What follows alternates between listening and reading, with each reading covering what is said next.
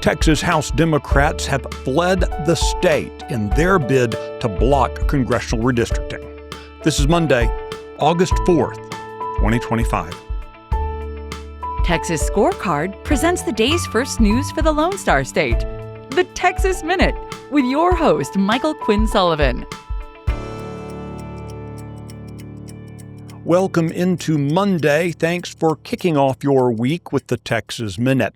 A decision last week by a judge on Texas' new business court involving the rigging of the Texas lottery is raising questions about how the court will prioritize corporate secrecy over government accountability.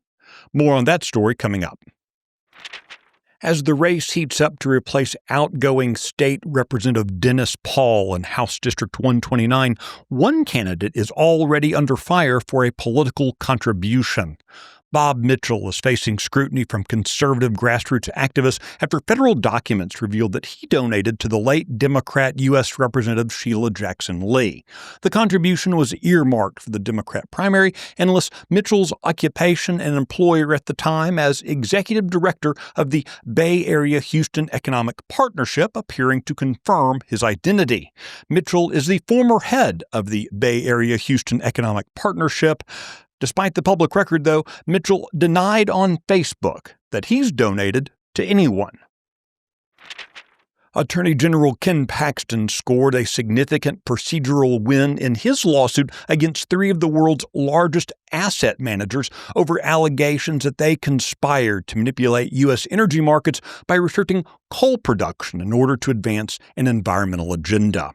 Paxton's lawsuit argues that BlackRock, State Street, and Vanguard amassed large ownership stakes in major U.S. coal producers, giving them coalition-level power to pressure companies into cutting in half their production by 2030 in line with radical environmental goals.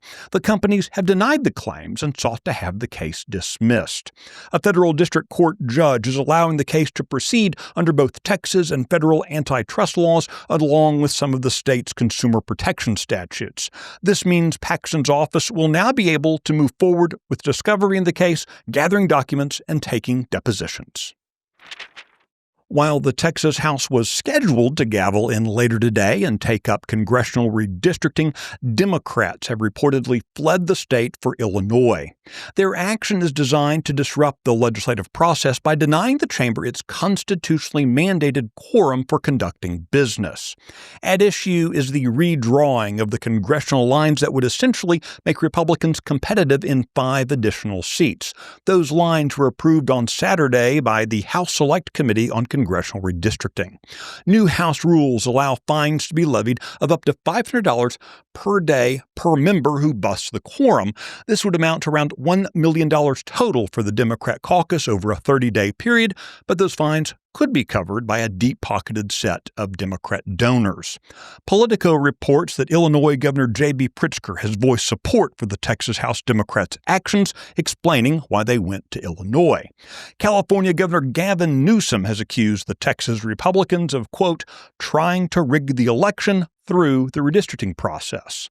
Ironically, while Democrats have attacked Texas Republicans for adding to their congressional strength, California's delegation is even more lopsided. In California, Republicans routinely receive around 40% of the statewide vote, but have been gerrymandered to just 20% of the state's congressional seats.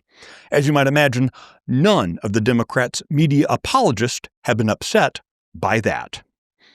The Texas Minute will be right back. News and analysis on what's happening in Texas. End your day with daily headlines from Texas Scorecard. Every day at 5 p.m., join me, Brandon Waltons, as we recap the biggest stories of the day and talk about why they matter to you. From the state capitol to town hall, there's no shortage of events happening. Keep up with it all. Watch and subscribe to Daily Headlines from Texas Scorecard.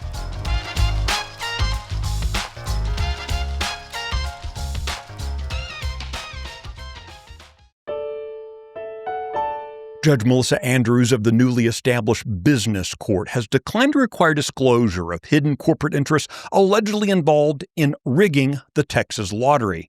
This is raising questions about whether the new court will prioritize corporate secrecy over government accountability. At issue is Jerry Reed's $7.5 million Lotto Texas winning jackpot from May 2023.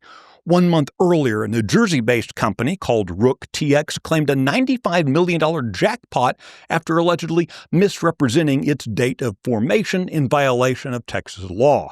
The company also engaged in what many consider to be a conspiracy with lottery officials to buy all the lottery number combinations. Reed's legal team is asserting he's entitled to that $95 million.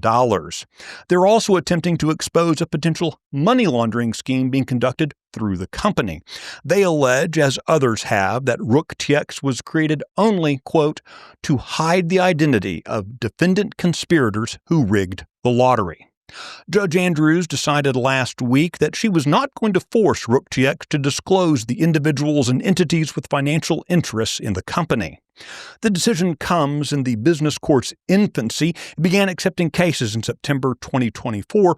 Unlike the rest of Texas's judiciary, the business court judges are appointed by the governor for 2-year terms without a limit on how many times they can serve. It's worth noting that Lieutenant Governor Dan Patrick has described the Texas lottery as, quote, probably the biggest money laundering scheme in the country. You can find details on all the stories mentioned today and keep up with the latest news by visiting TexasScorecard.com. This edition of the Texas Minute was based on the original reporting of Sidney Henry, Brandon Waltons, Aaron Anderson, and Travis Morgan. The podcast is edited and produced by Nick Shepard. I look forward to seeing you out around the Lone Star State. Let's go make it a great day.